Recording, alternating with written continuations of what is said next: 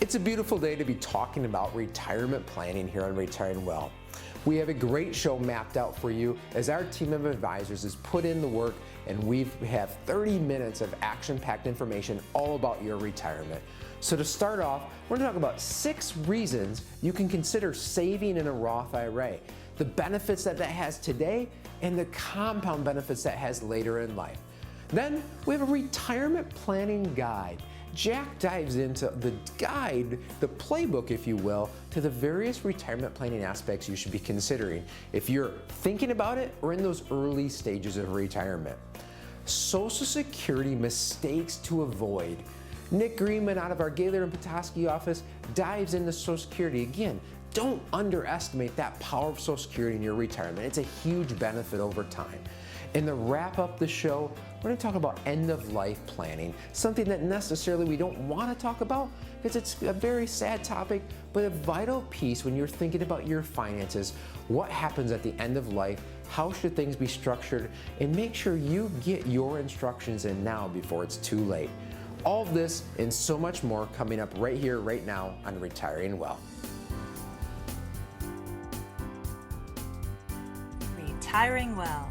Brought to you by Centennial Wealth Advisory, financial advisors specializing in retirement planning and serving all of Northern Michigan. Retiring Well, helping you plan for a successful and comfortable retirement.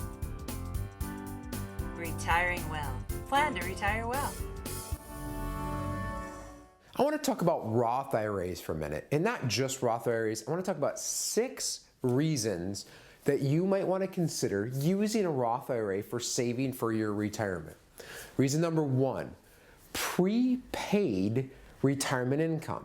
What do I mean by that? You're prepaying Uncle Sam, you're prepaying your tax when those contributions go in. So that way, later in life, when you start taking money out of these accounts, it's going to be tax-free income to you. Many benefits of that, obviously. Doesn't that sound wonderful to have income that you've earned that you're taking out and spending? You don't have to pay tax on it. Some other potential perks that go along with that, depending upon your income structure and the other incomes you have, it might make less of your Social Security taxable if you're drawing Social Security. Again, everybody's a little bit different, and make sure you talk to a tax professional exactly for your situation.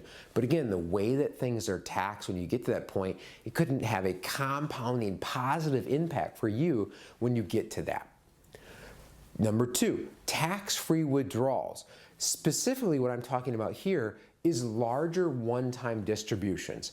Think of later in life, need home repairs, new roof on the house, hot water heater goes out. Maybe you need to replace a vehicle. Maybe you have to help children or grandchildren at some point, and you need a lump sum of money coming out to do that. Boy, taking it from a 401k or a pre-tax IRA would generate a taxable event. Roth IRA, you get to take that distribution and that tax is already paid. Remember, you paid it when you put that money in, so now it's tax-free income to you. Reason number 3, tax-free growth. Again, you're paying off Uncle Sam right away, and that money hopefully is growing, interest is earning, compounding, and all. You're seeing that balance go up and up and up over time, tax-free. Again, you've bought out Uncle Sam from day one, so all of that money is yours. Versus a traditional or 401k type account where you're growing your portion, but you're also growing Uncle Sam's as well. So a beautiful feeling when now all that money is yours and you're growing it tax-free. Option or reason number 4, more flexibility when it comes to distributions. If you don't already know this, we've talked about it quite often here on the show. Once you reach the age of 73 or 75, depending upon your birthday, you're going to have required minimum distributions on those 401k and IRAs and the like. So that way, again, once you reach those ages, the IRS or government's going to tell you they have to take these minimum withdrawals. Roth IRAs aren't subject to that. So again, in theory, you could never have to spend this money if you didn't want to. You could let it grow and accumulate indefinitely. So again, more flexibility when it comes to that. Option or reason number 5, setting up surviving spouse for success. So if you happen to be married and you're putting money away in a Roth IRA, you're giving that spouse an extra source of income or an extra bucket to pull money from that's tax-free for them. So for a couple, one spouse passes away, they go into a single taxpayer bracket. generally speaking, for a similar amount of income, you're going to pay a little higher percentage on that as a single tax filer. Again, if you're trying to make up maybe for some lost Social Security because you lose the lower of your two Social Security, maybe you have a pension that gets reduced or something along the way where that surviving spouse has to take a little more income, wouldn't it be great to be able to have that coming from a tax-free bucket? Again, just setting that surviving spouse up for success, whether that's your loved one or even you if your spouse predeceases earlier. So again, just planning out for the future. And the final one, reason number 6, tax-free legacy. Isn't it great to be able to build wealth for yourself, have that certainty in all these options we've talked about already, but then if you have money left over, it goes to your heirs and loved ones tax-free as well. What a great tool and a great asset you're leaving behind to be able to truly give that gift of the legacy, and they don't have any tax on it in their situation.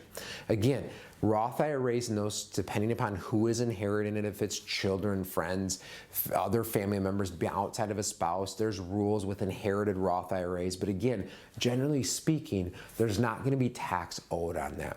So as you're considering your options to put away money for retirement, consider a Roth IRA and the lasting impacts it may have.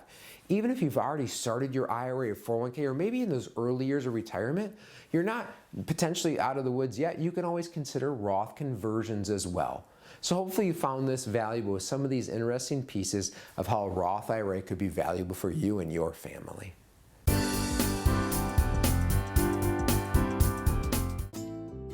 Make the most of Social Security.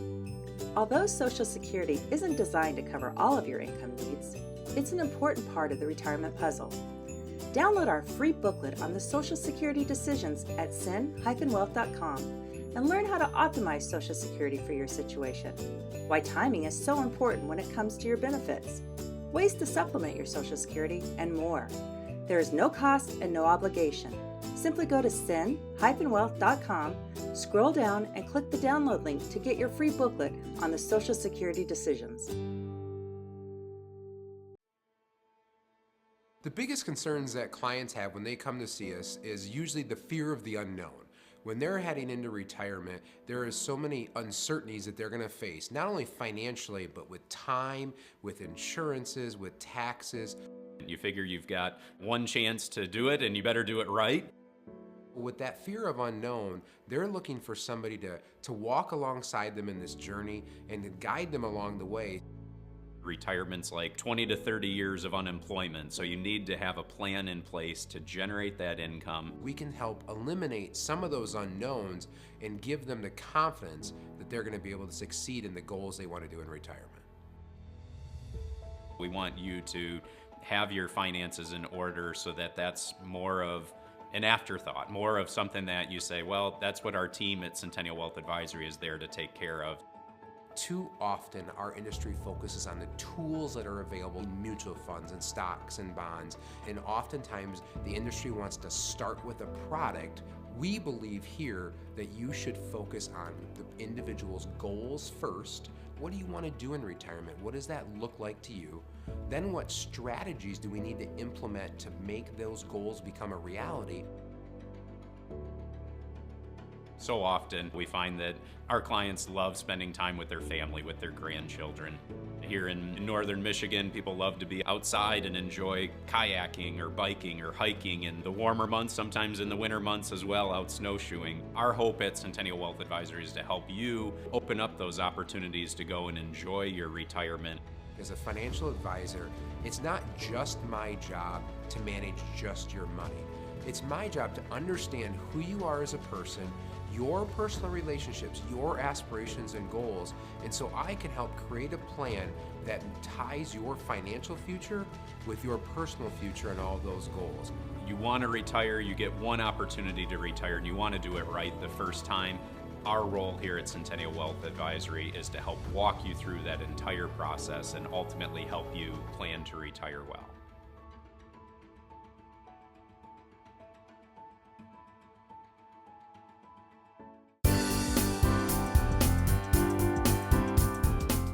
Hey, welcome to this segment on retirement planning guide. I'm going to be able to give you 10 things of punch list activities that you might want to do as you prepare for your retirement. As I see so many people that come into our office, they get so excited about what retirement looks like and how that's going to play out and all the things that they want to do. And I couldn't help but think of a family trip we went on last spring break. We had the opportunity to get my family, my wife Jody, my 4 kids, my parents, and my best friend Aaron, and we decided we're going to go on a cruise. And it was so exciting to think about everything that we were going to be able to do, how we were going to relax. And as we were preparing for that trip, there were a lot of logistics that we had to put in place. In fact, we made a punch list ourselves. And so we said, okay, well, here's how much money we have. Now we're going to have a little bit of budget for fun. What fun is out there? What activities can we do on the cruise ship? What activities can we do as excursions? What kind of memories do we want to make? And what do we need to prepare for? What happens if somebody gets sick? What kind of clothes do we need to bring? What does the dining look like at night? And quick side note, it was awesome. My kids sat for sometimes an hour and a half to 2 hours around a table and we just talked. It was phenomenal. But as we had that happen, we get into retirement planning. We're saying, okay, this is an exciting time for you. Let's go through a punch list so that you can prepare as best. And even if you're in retirement, this might still be a good punch list for you to go through. So the first one is we want to save regularly for your retirement. As you prepare for living, the last season of your life, you want to make sure that you run out of life before you run out of money. And so if you're in the habit of regularly saving, that means that you're not living on more than you make. And you've created margin and cushion in your budget. And the people that have margin and cushion in their budget have a different level of peace as they go through life like that. The next thing is to maybe maximize your 401k match. Too many times we see clients come in and maybe it's a 401k, maybe it's a simple IRA. These have match provisions to them and the client simply isn't taking advantage of that. And that could be for expenses are too high or spending and lifestyle is too much, but that's free money in essence. So by you contributing to those retirement plans, you're getting the match and aka the free money. That's helping you grow your investment accounts and help you prepare for retirement. So I would drill down, what is your match? Are you maximizing it? The next thing is to look at the different retirement account tax breaks. So if you know where you are in the tax brackets, are you in the 12% bracket? Are you in the 22%, the 24%, the 32%? What tax bracket are you in? And which retirement account are you utilizing? Are you being tax efficient? And are you becoming tax diversified? So those are important things to look at. Next thing, sometimes it might require you to open up a traditional IRA or, for tax planning, a Roth IRA. Right now, the limits on that for a traditional or Roth IRA, $7,000 per person per year in 2024. And then if you're 50 or older, you can go up to $8,000 per person. The next thing would be to carefully select your investment allocation. The market is just full of awesome investment options. And so as you learn about what the market is producing for your investment options, you're going to want to make sure that your goals are aligned with the investments that you currently have. And there's a lot of misalignment that we find. And so if you're sitting there saying, yeah, I'm not really sure I'm really that educated on what's out there in the market. Obviously, we're an education first company. We love to be able to sit down in an individualized way, no pressure, no obligation, just get to be that coach alongside of you and teach you and let you make the decisions based on the information that you receive. The next thing, a lot of times as you're preparing for retirement, you're in your accumulation stage. And so you're going to want to be very fee conscious. Know your fees. Know what you're getting in return. Are there investment allocations that are less fees that would give you a better chance for accumulation? Again, we do this analysis all the time. So feel free to use us as a resource or put it on your list and figure it out. If you go online, there are so many retirement planning tools. We have some of our favorites that we use to individualize called Retirement Analyzer. It's a great way to bring a plan together, but there's a lot of free tools out there. So you can see a big picture when you use those tools. Next thing is to boost your Social Security benefit. Okay, so if you've been working for 35 years, do you have your highest average 35 years, or do you need to work a couple more years to kick out some of the lower income years? Finally, make sure that you're signing up for Medicare on time. So age 65, if you're not working, you got a window there, and then if you continue to work, you have a couple different options. Just be sure that you're on those deadlines in how it applies to you. And then finally, making sure your assets know where to go, having a great estate plan will make sure that you get to pass on only gifts, not the stress of eventual death. I hope you have a great day. Thanks so much.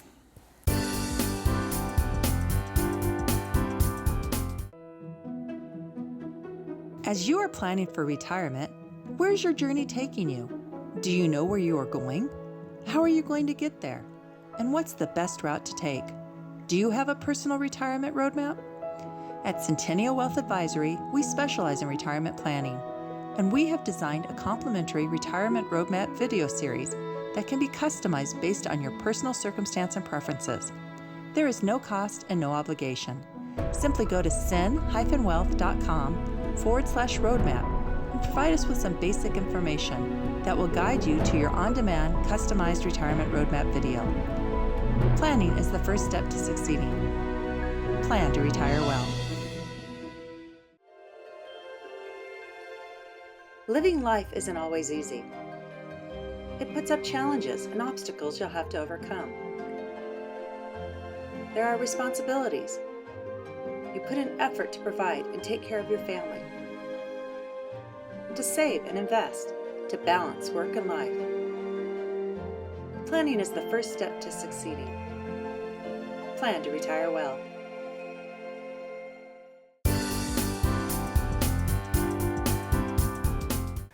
If you're an avid watcher of the show, you probably remember when Art Canfield, in a few episodes back, mentioned that there are over 9,000 different options when applying for Social Security as a married couple.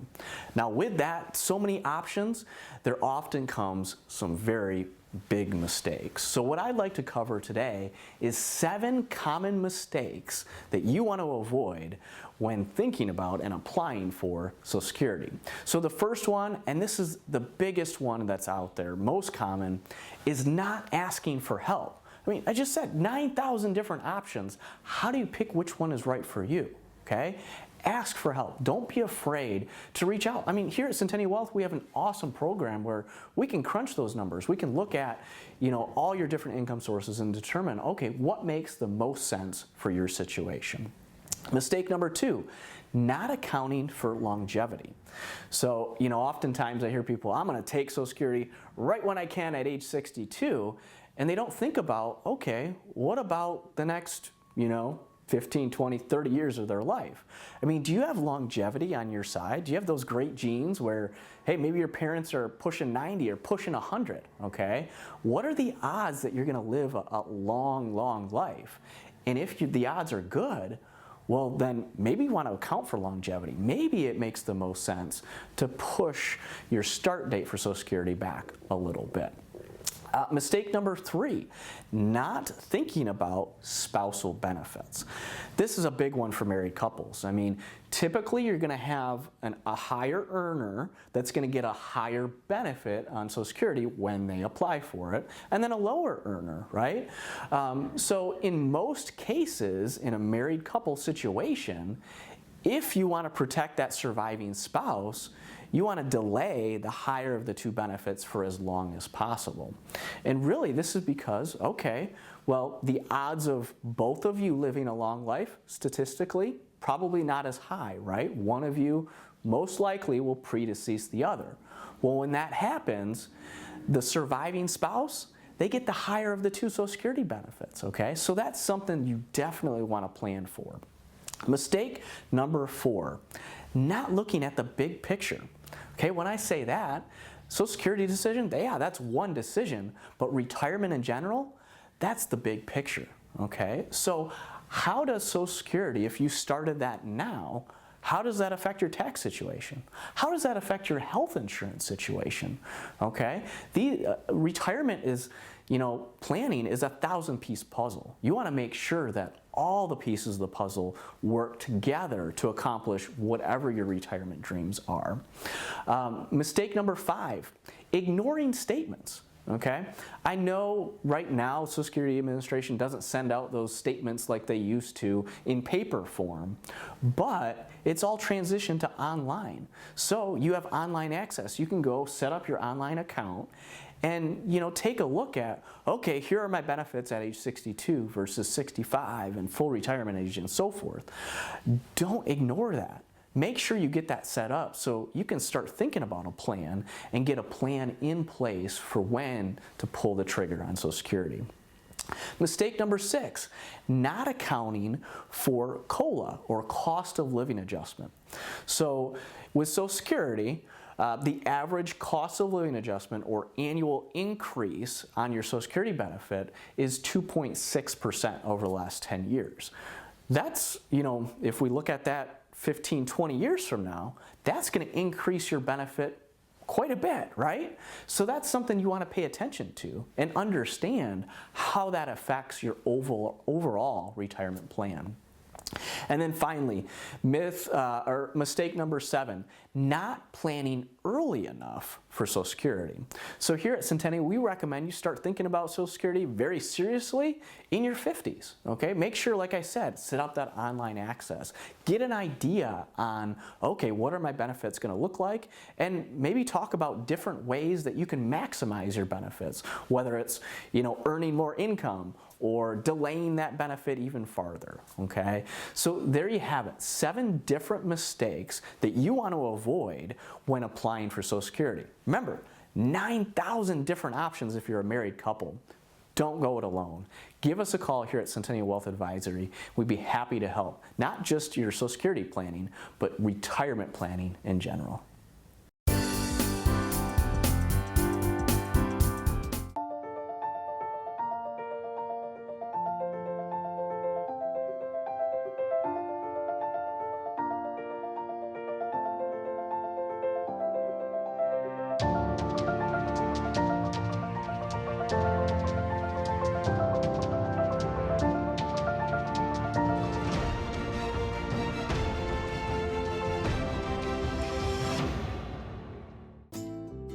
Make the most of Social Security. Although Social Security isn't designed to cover all of your income needs, it's an important part of the retirement puzzle.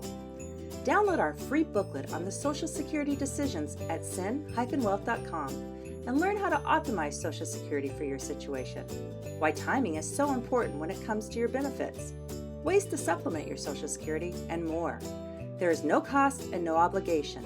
Simply go to cen-wealth.com, scroll down, and click the download link to get your free booklet on the Social Security decisions.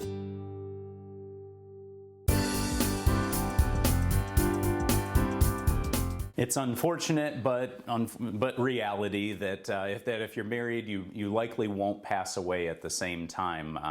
Not everything ends up like if you've seen the movie The Notebook and how that couple ends up passing away pretty much within a few minutes of each other, of broken hearts. And so that doesn't seem to happen always in the real world. So you need to make a plan for whomever may be the first to pass away and protect that surviving spouse. So let's start with Social Security.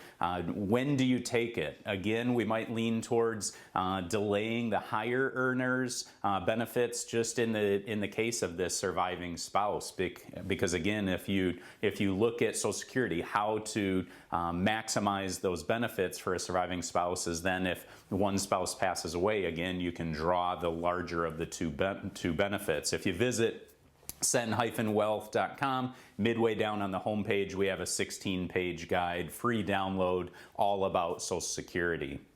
So in an example, let's say one spouse is receiving $3,000 worth of benefits, retirement benefits, another is receiving $2,000, so you have a total of $5,000. But if one spouse passes away, you simply keep the higher of the two, so you would then receive only $3,000 in that basic example. But Outside of Social Security, what about a pension? Again, we continue to see pensions going by the wayside for the most part, so fewer people have pensions. If you do have a pension, are there survivorship benefits? If you pass away, does the surviving spouse receive 50%, or maybe it's 2/3, or maybe even 100% of your pension benefits? But it also might work in the other direction, where if you're the owner of that pension and your spouse were to pass away and maybe you had survivorship benefits, sometimes your pension will actually increase in that scenario. What about an annuity?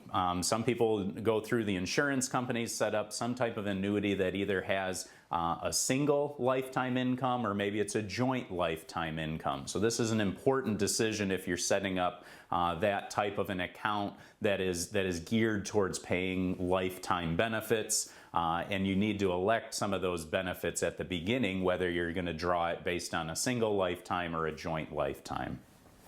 So consider those, what income you may lose. Are you still working? And what about those lost wages? What impact is that going to have on a surviving spouse? So that's where life insurance may come into play.